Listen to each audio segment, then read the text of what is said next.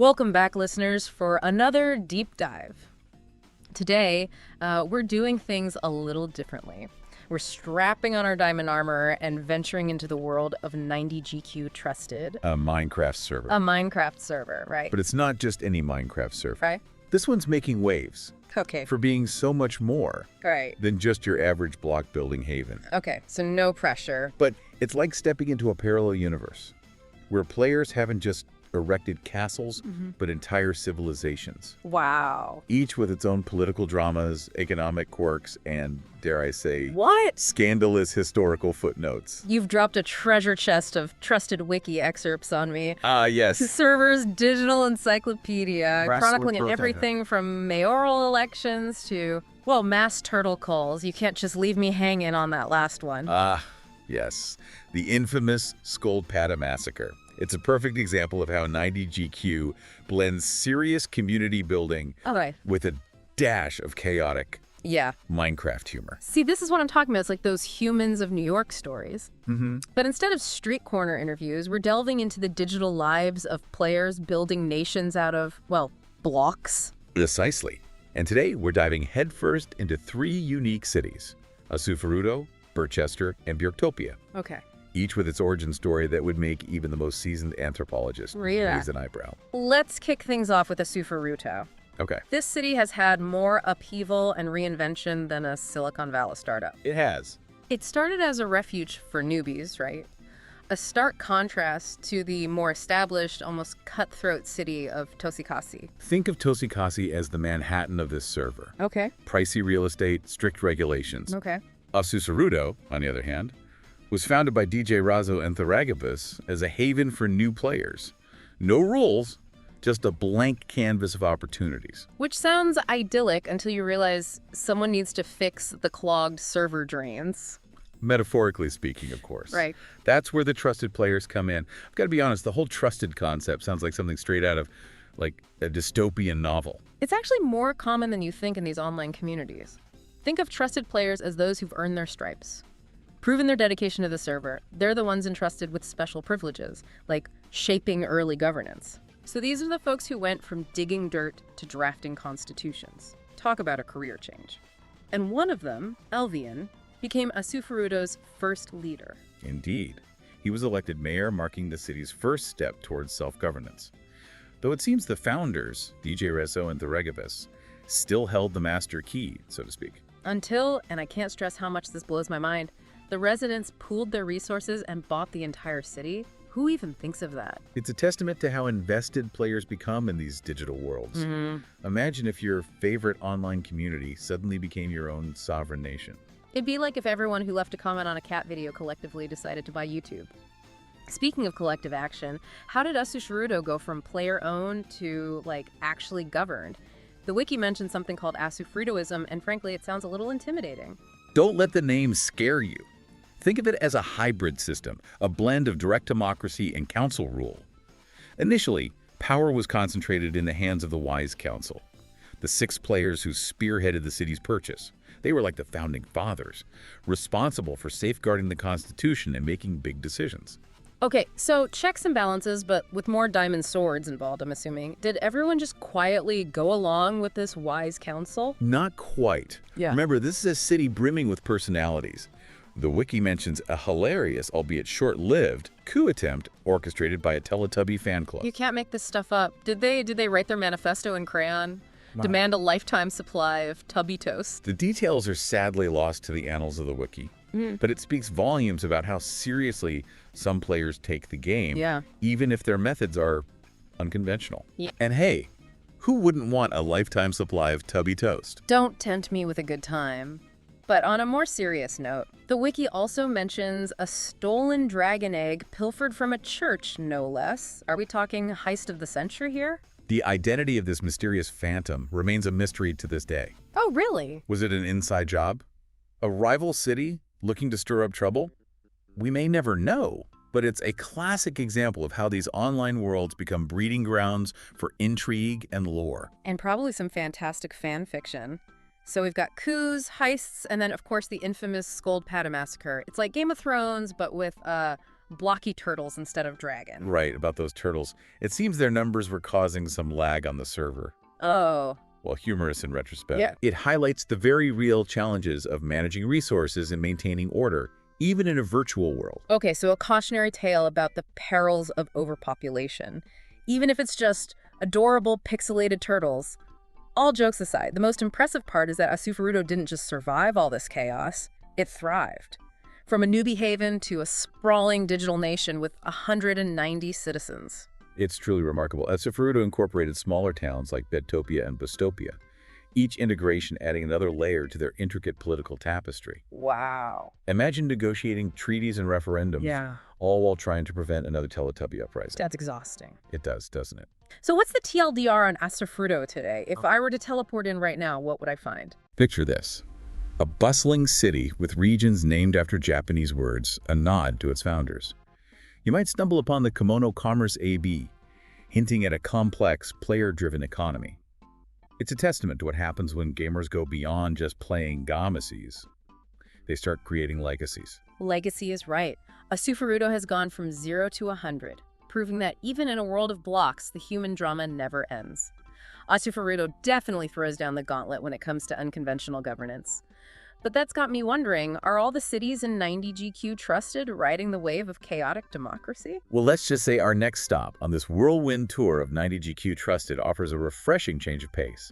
Get ready to brush up on your parliamentary procedure as we cross the server border into Birchester. Birchester. With a name like that, they're either obsessed with birds or British tradition. Or both. Knowing the server, it could easily be both. You'd be half right. Birchester leans heavily into its Anglophilia. We're talking cobblestone streets, meticulously crafted town squares, Wow. and a political system that would make Winston Churchill proud. Hold on, they have an actual functioning parliament in Minecraft. This isn't just some role-playing guild. They're out here debating bills and holding elections. Precisely. And don't underestimate the commitment to roleplay. The wiki emphasizes how players craft elaborate political personas. Think of it like immersive theater meets a digital House of Commons. I never thought I'd see this, but suddenly Minecraft politics sound riveting. It's like watching a season of The Crown, but instead of lavish sets, it's all built block by block. And with perhaps a touch more pixelated drama. Birchester was co-founded by a group of players: Wiki Rays, Taggin33, DJ Razzo, Jidosk, Quite Hornet 67, and Akalai. Ambitious bunch, to say the least. One of their first acts, joining the server-wide railway. Oh, strategic. Never underestimate the importance of good public transportation, even if it's powered by redstone and fueled by imagination. But connecting cities is one thing, governing them is another. How did they go about establishing this intricate parliamentary system? They started by drafting a constitution. It laid the groundwork for their brand of digital democracy. Okay. Regular elections, multiple political parties, the works. And I have to ask about this Queen Brit I keep seeing pop up in the wiki entries. Was she a beloved monarch or like a tyrannical overlord forcing villagers to pay taxes and emeralds? The wiki paints her as a benevolent ruler, presiding over a period of stability and growth. Although it does make you wonder what those early elections were like. Were there campaign posters plastered across pixelated buildings? Did candidates promise lower taxes on diamond armor? Someone needs to write a sitcom about this server stat. Right. Okay, but it can't all be smooth sailing and royal decrees. Even virtual parliaments must have their share of scandals and showdowns. You're absolutely right. Case in point, the February Crism. What? A political deadlock so intense it practically brought the server to a standstill. Okay, drama. Tell me more. Imagine this. A hotly contested election, no clear majority, and suddenly no party can form a government. It was a constitutional crisis, Minecraft style. So what happened? Did they have to hit the reset button on democracy? Did Queen Brit have to step in and lay down the royal law? While the wiki doesn't detail the resolution, it does mention that a player named Jidosk eventually managed to form a government, but only after a period of, I imagine, intense negotiations and political maneuvering. Classic political thriller trope. Just when you think you've got the answers, the plot thickens. But that's what makes this so fascinating, right? Absolutely. It's like we're piecing together a puzzle, with each wiki entry revealing another layer of this intricate world.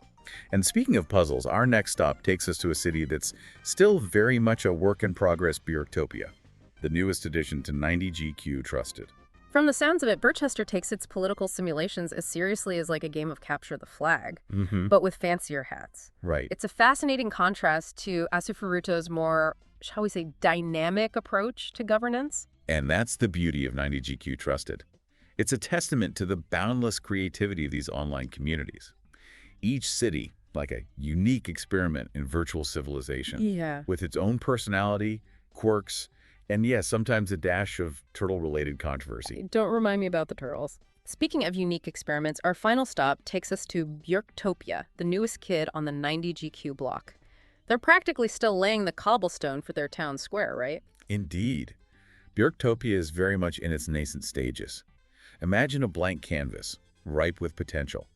Their founder, Enelon Mara, started with a simple tower, a beacon in the digital wilderness. So instead of a log cabin and a dream, we're talking a watchtower and a whole lot of ambition. What else can you tell us about these pioneering Björktopians? Well, there's Alice Yankin, who took over construction of that first tower, becoming a bit of a local legend. And then you have Professor, who decided to flip the script. Okay. Literally. Oh. By building the first private residence upside down. Okay, now that's what I call thinking outside the block. An upside-down house in a brand new city. Talk about making a statement. It certainly sets the tone for a city embracing its individuality. The wiki also highlights the construction of their parliament, courthouse, and a house so aesthetically pleasing it's been replicated numerous times. It's like the virtual equivalent of those, like, charming European towns where everyone wants to live in a pastel-colored house with flower boxes. Even in a world of pixels, great design shines through. Absolutely. Speaking of design, Björktopia, like Birchester, has opted for a parliamentary system, though their political scene is anything but predictable. Oh, do tell. Any particularly captivating parties vying for power? Well, there's the Pirate Party, which certainly piqued my interest. A pirate party? I'm picturing their political rallies involve a lot of parrots, eye patches, and passionate speeches about digital freedom. One can only hope. While the wiki is frustratingly silent on their specific policies, it does mention two parliamentary terms already, with the Pirate Party and another group, the Conservative Crown, vying for control. Talk about a study in contrasts. The Pirate Party and the Conservative Crown battling it out in the digital town square. It makes you wonder what direction Björktopia will ultimately take. Will they embrace that swashbuckling spirit of digital anarchy or chart a more traditional course? That's the beauty of a deep dive like this, isn't it? Yeah. We're left with more questions than answers. But with a newfound appreciation for the ingenuity and boundless possibilities that emerge when people come together online. It's like we've taken a whirlwind tour through a digital petri dish of human behavior, watching as societies sprout, evolve, and sometimes even erupt in Teletubby-themed coup. It's true. And as we zoom out from the pixelated landscapes of 90GQ Trusted, it makes you think, doesn't it? Yeah. These online worlds, they're not just games anymore. They're microcosms of our own societies, reflecting our desires for connection, purpose, and perhaps a little bit of virtual mayhem. It really puts things in perspective. So as we sign off from this deep dive into the world of 90GQ Trusted, I leave you with this thought. If you were to set foot in this digital frontier, where would you plant your flag? Would you seek the established power of Asufuruto, the political intrigue of Birchester, or the unpredictable energy of Björktopia? The choice, as always, is yours. Thanks for joining us on this deep dive. Until next time, keep exploring, keep questioning, and remember, the most fascinating worlds are often just a click away. Hey there, learner. Ready to, dive into a world of Minecraft betrayals and, crazy alliances? Oh, yeah. We're doing a deep dive today on Alvian's En Helt Ny Värld series. Okay. Which, by the way, means a whole new world in Swedish. All right. And trust me, if this world is anything but peaceful, Right. We've got 10 episodes of drama, a sun god who goes a little rogue, all from Alvian's point of view. And what makes it even more interesting is that it's what's called a trusted role play. Okay. And that means that everybody is going in with a clean slate. Okay. And they're supposed to act in good faith. So it's really interesting to see how social dynamics kind of play out in this kind of controlled environment, even if it is, on a Minecraft server. Right. So unpack this whole trusted roleplay thing for me for a second. So we're talking about a server where everybody, including Alvian, has had a memory wipe, right? Yeah, totally. And they wake fair. up with completely new appearances, personalities. That's why that, you got it. Imagine like logging in Yeah. and you're suddenly looking at a totally different character. Yeah. You don't remember any past alliances, rivalries, anything. Oh, wow. It's like a social experiment in Yeah. the game. Right. They're forced to reevaluate everything. Talk about a recipe for chaos. Yeah. And speaking of chaos, this episode starts off with all these different groups, right? Vying for power. Alvian and his crew, they decide to build, they call it Saloran. And we see farms and walls, a flag, like they're really into security. Well, it's interesting, right? Because Solarin becomes kind of this symbol of order in this increasingly chaotic world that they find themselves in. All right. They're really big on building defenses, making sure there's enough food. Right. And I think that really speaks to this desire for stability. And then there's this whole offering ritual they do to the sun god. Yeah, yeah. It's like they're placing their faith in this higher power, Yeah. hoping for a little protection, right? Exactly. In this unpredictable world. Makes you wonder how you'd react in a world like that. Oh, for sure. If everything's constantly in flux and Yeah. you can't trust anybody, Right. that's a tough one. Yeah, and it's a question that kind of permeates the whole series, right? This Yeah. whole idea of trust. Yeah. And we see that tested very explicitly with this group called Metal. Yeah, up in their mountain fortress. Exactly. Yeah, yeah. And what's interesting is that Solarin forms an alliance with Metal's group. Right. And there's strength in numbers, I guess. Right. But man, that's risky. It is. It's a total gamble. Right. Because, yeah, you get protection, you get shared resources, Yeah, but you're also extremely vulnerable. totally. And betrayal is a recurring theme in this series. Yeah. And speaking of betrayal, the group called Tullen, they really take the cake on this one. Oh, yeah. They're controlling a border wall. They're demanding payment just to get through. Yeah, it's really interesting, right? Because the Tullen conflict, I think it speaks to this tension between cooperation Yeah. and self-preservation. They're drawing a line in the sand. It's very Yeah. much us versus them. Right. You're not part of our group. You got to pay up. Exactly. Interesting. Yeah. And Alvian and his crew, they're not really about to back down from a challenge like that. No. But even with all this border drama going on, Right. nobody was prepared for what happens next, which is that somebody imprisons the sun god in a glass box. It's like, what? I know. Out of nowhere. Crazy. It's this huge turning point, right? Yeah. Because remember, Solarin put their faith in this sun god. They see him as a symbol of protection. To see him imprisoned and in a glass box, no less. Right. It's like a direct attack on their belief system. Like their world is literally and figuratively being turned upside down. Totally, yeah. And then on top of all of that, you've got this bizarre new threat that emerges, a virus that starts spreading throughout the server. And this isn't your typical Minecraft virus either. No. This one comes with some really weird side effects. Strange side effects. So we find out that this virus is being spread by this player called Cannibellin, which is already kind of creepy, but Yeah, the virus itself adds this whole other layer to the game. it's true. Just imagine, you get infected, suddenly you can only walk backwards. That's so weird. You're craving bread like it's going out of style. Oh, And you can't stop saying, "Hello, Stugan." hello, Stugan? What is that? I don't even know what that means, but it's part of the virus. Oh my God. It's so strange. That's wild. It's ridiculous, but you gotta admit, it's kind of ingenious. It is kind of amazing. It's like this walking, talking, Right. bread-loving symbol of just chaos Yes. that's engulfing their world.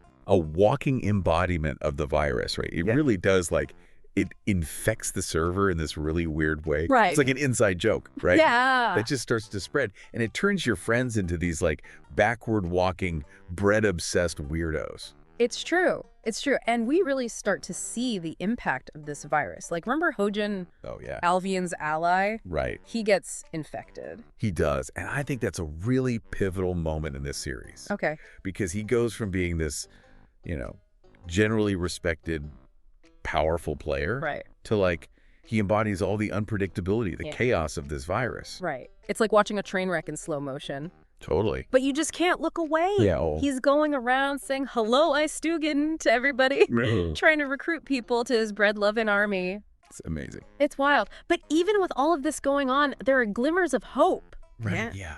Fogeln actually manages to fight off the virus. What? No way. Yeah, he does. How does he do that? I don't know. He just, like, powers through it or something. Wow. But it's this really important moment because it shows that resistance is possible. Right. Okay, so there's hope. There's hope. Not everybody's going to succumb to this. Exactly. And Alvian actually starts to rally other players who are resisting the virus. Okay. And what's really cool is this includes some of his old enemies. Oh, wow. Right, so even former enemies are coming together in the face of this, like, shared threat. Right, it makes you think, like, what would it take for us to do that in the real world? Right, what would it take to bridge those differences? Totally. But anyway, so Alvian and Jen, like this ragtag team of allies, Yeah. they're still totally outnumbered. Sure. And they've got this powerful opponent in Hajin. Right, so what are they going to do? Right. What are they going to do? The fate of the server is at stake, right? Right. This virtual world that they poured so much of themselves into. It's true. It's true. So they have to do something. Oh, I'm sure they will, Yeah. knowing Alvian. And they decide to go for it. A final showdown with Hajin Okay. and his, like, virus-ridden Oh, followers. man, this is it. The final battle. It's epic. We're talking traps. We're talking daring escapes. Run. Close calls. Oh, my God. Get out. It's like an action movie, but with, like, way more Halili Stugans. Right. Of course. I mean, gotta have that. Gotta have it. Yep. But yeah, I mean, it's this huge clash of ideologies, of gameplay styles. It's Yeah. like everything comes down to this. Right. But there's this one moment, and it's kind of tragic. Oh, no. Remember Mr. Delish? Oh, yeah, the food stall guy. Yeah, he gets caught in the crossfire. Oh, no, Mr. Delish. It's really sad, actually. Yeah, poor Mr. Delish. But it's a reminder that even in a game, actions have consequences. That's true. That's true. Right, like there's real loss there. So Mr. Delish, gone, caught in the crossfire. Awful. But, like, after a loss like that, how does Alvian even begin to think about, you know, turning things around? This is a whole virus, right? It's everywhere. Well, I think it's interesting because this is where we really see Alvian's strategic mind come into play. He's not going to win this with just brute force. He's got to outsmart them. He has to outsmart the virus itself. Okay, so how's he going to do that? So he starts thinking about how the virus works, not just like in the game world, but like the actual mechanics of the code. Oh, interesting. So he's going meta. Totally. And he realizes that he can use the virus's own mechanics against it. Oh, man. High stakes. But wait, Hajin's infected, right? Doesn't that mean he's got, like, super strength, super speed? I mean, Alvian's going to get crushed, right? Well, that's what everyone thinks. But Alvian's noticed something else about the infected. Okay. It's not just their walking that's backwards. What do you mean? It's like whatever they were into before, the virus, like, amplifies it. It takes their desires and turns the dial up to 11. Oh, okay. So, like, if you were really into building, now you're, like, obsessed. Exactly. You can't stop building. Or like in Hajin's case, he was always power hungry. Right. Now, it's all he cares about. He's blinded by it. Oh, so Alvian's going to use that against him. All right. Yeah. How's he going to pull that off? He basically taunts Hajin. Right. Uses his words to back him into a corner, into a trap. Oh, man, what a trap. Oh, it's amazing. It's all redstone, TNT, the works, and it's all perfectly timed. And then boom, Boom. Hajin's gone. Virus is gone. gone. It's amazing. Everyone's cheering. It's a huge victory. Rightfully so. But, like, even though it's a happy ending, we still lost Mr. Delish. And I think that really drives home the point that even in a game, choices have consequences. It's true. It's true. There's loss, there's sacrifice. It's not all just fun and games. That is a really good point. Well, learner, there you have it. Alvians and Helt nie Värld. We've got betrayal, alliances, a sun god who may or may not be behind bars, and a virus that'll make you want to walk backwards and eat bread. All in a day's work, huh? We hope you enjoyed this deep dive into the wild world of Minecraft roleplay. Until next time, stay curious, stay engaged, and remember, the choices we make, even in the digital world, have real-world impact.